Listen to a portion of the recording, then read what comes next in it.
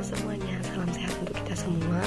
Di sini kami dari kelompok 2 akan mempresentasikan tentang konsep bisnis, sistem ekonomi kapitalis, demokrasi, dan campuran. Sebelum itu, izinkan kami memperkenalkan kelompok kami terlebih dahulu. Yang pertama ada Maria Virginia Potibulu, yang kedua ada Nimadiana Febrianti, saya sendiri, dan yang ketiga ada Herculianus Bio. Di sini kita akan memaparkan 4 materi. Yang pertama ada konsep sistem ekonomi, yang kedua sistem ekonomi kapitalis, yang ketiga ada sistem ekonomi demokrasi, yang keempat ada sistem ekonomi campuran. Baik, untuk materi yang pertama akan langsung saya sampaikan mengenai konsep sistem ekonomi. Sistem ekonomi merupakan seperangkat komponen yang disusun secara sistematis untuk mengatur seluruh kegiatan ekonomi masyarakat dengan tujuan mencapai kesejahteraan. Menurut Budianto 2012, sistem ekonomi adalah sistem sosial kemasyarakatan yang bertujuan mencapai kemakmuran.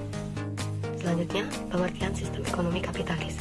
Tom G. Palmer adalah ahli ekonomi yang pertama, di mana ia mengatakan bahwa sistem ekonomi kapitalis adalah sebuah sistem ekonomi, sosial, budaya, dan hukum yang ditujukan untuk mendorong meritokrasi, proses pembelajaran, dan desentralisasi inovasi melalui proses kesukarelaan di dalam mekanisme pasar.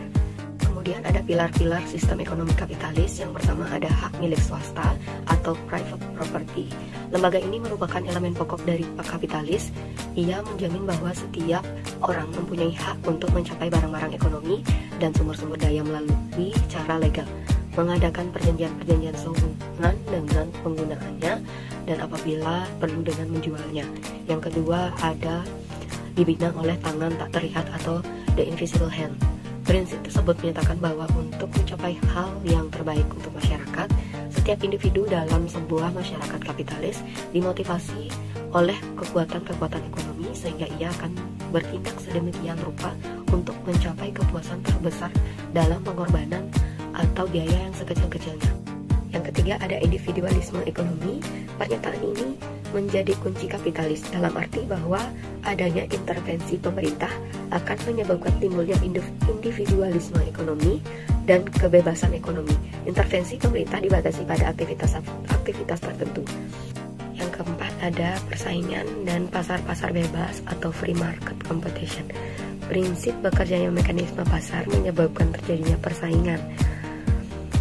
Dalam bentuk yang paling sempurna, pasar bebas menunjukkan ciri-ciri pembeli dan penjual dalam jumlah cukup banyak yang menyebabkan mereka tidak dapat mempengaruhi harga barang yang bersangkutan, kemudian kebebasan para pembeli serta penjual yang tidak dihalangi oleh pembatasan-pembatasan ekonomi atau perintah dan penawar. Selanjutnya ada kerangka dasar sistem ekonomi kapitalis. Yang pertama ada kelengkapan sumber-sumber ekonomi. Yang kedua ada pandangan tentang nilai atau value suatu barang. Ada 2 kategori tentang nilai barang dan jasa, yaitu utility value atau nilai guna. Yang kedua ada exchange value atau nilai tukar. Nilai guna atau utility value dalam sistem ekonomi kapitalis diwakili pandangan teori kepuasan batas atau teori kepuasan akhir. Yang dimaksud dengan teori kepuasan batas atau guna marginal ialah kepuasan atau nilai kegunaan yang diperoleh seseorang dari konsumsi unit terakhir barang dan jasa yang dikonsumsinya. Nilai guna dalam pandangan kapitalis sangat subjektif bagi setiap individu. Yang kedua ada nilai tukar atau exchange value. Menurut kapitalisme didefinisikan sebagai kekuatan nilai suatu barang dengan barang lainnya atau nilai suatu barang yang diukur dengan barang lainnya. Misalnya dalam suatu masyarakat, nilai 1 liter beras setara dengan 3 liter jagung.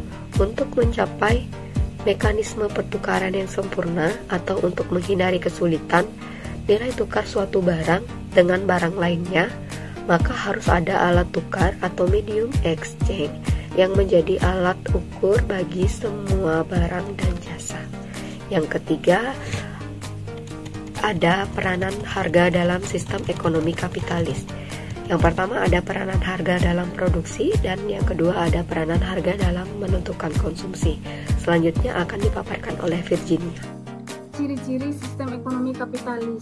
Yang pertama, mementingkan diri sendiri. Yang kedua, hak milik perseorangan diakui. Yang ketiga, kebebasan penuh terhadap semua kegiatan ekonomi. Yang Yang keempat, bebas berkompetisi. Yang kelima, harga sebagai penentu. Sistem ekonomi demokrasi.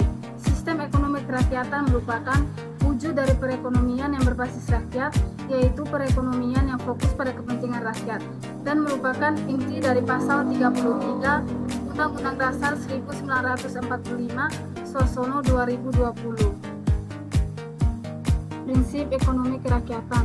Yang pertama, asas kekeluargaan menjadi dasar perekonomian. Yang kedua, negara menguasai cabang produksi yang memenuhi kebutuhan rakyat banyak. Yang ketiga, kekayaan sumber daya alam oleh negara dikuasai dan dimanfaatkan sungguh-sungguh bagi kemakmuran dan kesejahteraan rakyat Indonesia. Yang keempat, perekonomian didasarkan pada demokrasi ekonomi. Kekurangan dan kelebihan sistem demokrasi. Kekurangan sistem demokrasi. Yang pertama, ekonomi berada di bawah kendali pemerintah. Ia dapat membunuh kreativitas dan inovasi setiap individu. Yang kedua, tidak ada kebebasan untuk memiliki sumber daya. Yang ketiga, karena peraturan pemerintah yang terbatas, ada sedikit variabilitas dalam produksi produk. Berikutnya, kelebihan sistem demokrasi. Yang pertama, pemerintah dapat dengan mudah memantau jalannya kehidupan ekonomi karena semua kegiatan dan banyak masalah ekonomi dikendalikan oleh pemerintah. Kedua, tidak ada kesenjangan ekonomi karena distribusi dikelola secara adil oleh pemerintah. Yang ketiga, pemerintah dapat lebih mudah mengatur barang dan jasa yang diproduksi sesuai dengan kebutuhan masyarakat. Dampak sistem ekonomi demokrasi. 1. Sistem perang bebas liberal yang menyebabkan eksploitasi manusia dan negara lain. 2. Sistem estetika bangsa sangat dominan dan membunuh potensi dan daya kreatif unit-unit ekonomi di luar sektor nasional. 3. Konsentrasi kekuatan ekonomi pada kelompok dalam bentuk monopoli dapat merugikan masyarakat. 4. Kredibilitas pemerintah telah mencapai batas minimum. 5. Sistem pesanan baru yang selalu memprioritaskan pertumbuhan ekonomi. 6. Rezim yang sangat korup ini sudah dapat membuat komunitas ekonomi rentan terhadap kerentanan. Sistem ekonomi campuran. Sistem ekonomi campuran adalah sistem ekonomi yang dikendalikan dan diawasi oleh pemerintah, tetapi masyarakat masih mempunyai kebebasan yang cukup luas untuk menentukan kegiatan-kegiatan ekonomi yang ingin mereka jalankan. Sistem ekonomi yang merupakan campuran atau perpaduan antara sistem ekonomi pasar atau liberal dengan sistem ekonomi sosialis atau perencanaan pusat. Ciri-ciri sistem ekonomi campuran. 1. Sumber daya yang vital dikuasai oleh pemerintah. 2. Pemerintah menyusun peraturan, perencanaan, dan menetapkan kebijakan di bidang ekonomi. 3. Swasta diberi kebebasan di bidang-bidang ekonomi dalam batas kebijaksanaan ekonomi yang ditetapkan pemerintah. 4. Hak milik swasta atas alat produksi diakui asalkan penggalangannya tidak merugikan kepentingan umum. 5. Pemerintah bertanggung jawab atas jaminan sosial dan pemerataan pendapatan. 6. Jenis dari jumlah barang produksi ditentukan oleh mekanisme pasar. Kelebihan dan kekurangan sistem ekonomi campuran. 1. Kelebihan. Yang pertama, pendistribusian barang dan jasa akan diberikan ke tempat-tempat yang paling membutuhkan. 2. Sistem ekonomi campuran dapat memberikan keuntungan kepada pihak penghasil produk atau produsen yang mampu menciptakan efisiensi di dalam bisnisnya. 3. Sistem ekonomi campuran juga dapat mendorong terjadinya sebuah inovasi untuk memenuhi kebutuhan konsumen secara lebih efisien, kreatif, dan terjangkau. 4. Para produsen yang paling inovatif dan kreatif akan mendapatkan banyak alokasi modal. 5. Mampu meminimalisir adanya kerugian yang berasal dari mekanisme ekonomi pasar. 6. Perkembangan ekonomi suatu negara cenderung akan bergerak lebih cepat. Adapun kekurangan dari sistem campuran ini, yang pertama, produsen yang kurang inovatif akan tertinggal tanpa dukungan pemerintah. 2. Adanya perencanaan industri terpusat yang diciptakan oleh pemerintah juga dapat menimbulkan masalah. 3. Pihak swasta tidak bisa memaksimal keuntungannya. 4. Meskipun pemerintah berperan aktif dalam sistem ekonomi ini, akan tetapi masalah perekonomian seperti inflasi hingga pengangguran tidak dapat dihindarkan.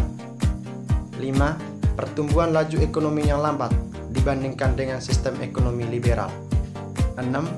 Adanya sistem pembatasan sumber produksi yang dimiliki oleh pihak pemerintah dan swasta akan sulit untuk ditemukan. Sekian materi yang dapat kami sampaikan.